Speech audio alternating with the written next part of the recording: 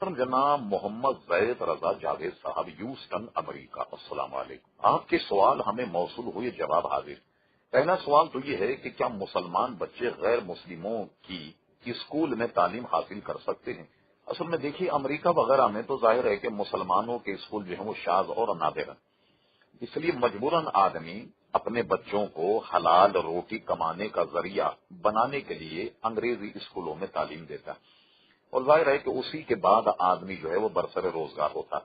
تو ہر چند کے نہیں کرنا چاہیے ایسا، لیکن جب سوائے اس کے کوئی آپشن نہ ہو تو اب اس کے ساتھ اتنی ترمیم ضرور رکھیں کہ ہمارے مسلمان بچے وہاں جائیں، تو اس کے ساتھ ہی ساتھ ہمارے جو اہل سنت جماعت کے اسلامی سینٹر ہیں وہاں بھی ان کو لے جایا جائے، تاکہ وہ اپنے دین اور مذہب کو سمجھیں، محض انگریزی تعلیم ہی کے گرویدہ نہ ہو جائیں۔ جو دینی تعلیم ہے ضروری، وہاں اگر اپنے بچوں کو پڑھایا جائے تو جیسے اس پڑھانے میں توجہ مبذول کراتے ماں باپ، اس پہ بھی ان کی توجہ ہونی چاہیے کہ بچے کو بے دین بننے سے ہر طرح روکا جائے اور پکا مسلمان بنانے کی اس کو کوشش کی جائے۔ ایک بات۔ دوسرا آپ نے سوال کیا سجدہ تلاوت لازم ہے؟ جی ہاں، ہمارے امام اعظم ابو حنیفہ رضی اللہ تعالی عنہ کے نزدیک سجدہ تلاوت واجب ہے، یعنی جب وہ آیت پڑھی جائے جس کے پڑھنے سے سجدہ تلاوت ہوتا ہے تو یہ واجب ہے، یعنی کوئی آدمی اگر ترک کرے تو وہ گناہ گار ہوگا۔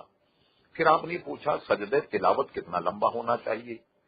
سجدہ تلاوت جو ہے کم سے کم اتنا ہو جیسے آپ کھڑے ہوں، کھڑے ہونے کے بعد سجدے میں جائیں، اور کم سے کم 3 مرتبے بھی اگر آپ نے سبحان ربی الاعلیٰ کہہ دیا تو سجدہ تلاوت ادا ہو گیا۔ اور سجدہ تلاوت کے لیے یاد رکھیے، جیسے نماز کے لیے وضو پاکی ضروری ہے، ایسا ہی سجدہ تلاوت کے لیے بھی ضروری۔ ایک سوال آپ نے یہ پوچھا کیا خواتین اپنے بالوں کے آخری سرے سے ذرا سا بال کٹوا سکتی ہیں؟ اصل میں عموماً یہ خواتین آخری سرے کے بالوں کو اس لیے کٹواتی ہیں کہ جس سے ان کے ذہن میں یہ ہے کہ اس سے بال بڑے ہو جاتے ہیں۔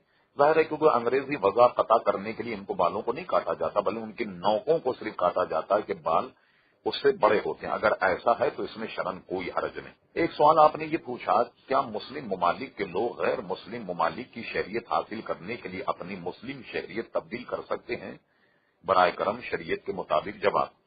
اصل میں جو دارالحرب ہیں یا دارالکفر ہیں، جو کافروں کے رہنے کی جگہ مسلمانوں کو اپنا ایمان اپنا عقیدہ بچانے کے لیے وہاں کی شہریت نہیں لینی چاہیے۔ میرا اس میں نقطہ نظر یہ ہے کہ ایسے شہروں میں آدمی عموماً روزگار کے لیے جب جاتا تو روزگار کما لے، اور روزگار کمانے کے بعد میں جب اتنے پیسے ہو جائیں کہ اپنے ملک میں آن کر کے کوئی ہلکا پھلکا کاروبار اور اپنا مکان وغیرہ بنا سکتا ہو، تو ایسے شہروں میں رہنا جو ہے وہ ظاہر ہے کہ لا دینیت کو دستک دینا اور اپنی اولاد کو بگاڑنے کے مترادف ہوگا، بلکہ ہم نے اولادوں کو بگڑتے ہوئے دیکھا بھی۔ لہذا مسلمانوں کو چاہیے کہ ایسی جگہ کی شہریت حاصل نہ کریں اور مسلمان ملک میں رہیں، تاکہ زندگی تو گزر جائے گی لیکن ان کی اولاد، ان کی نسل جو ہے وہ مسلمان رہے اور وہ مسلمانی برقرار رہے۔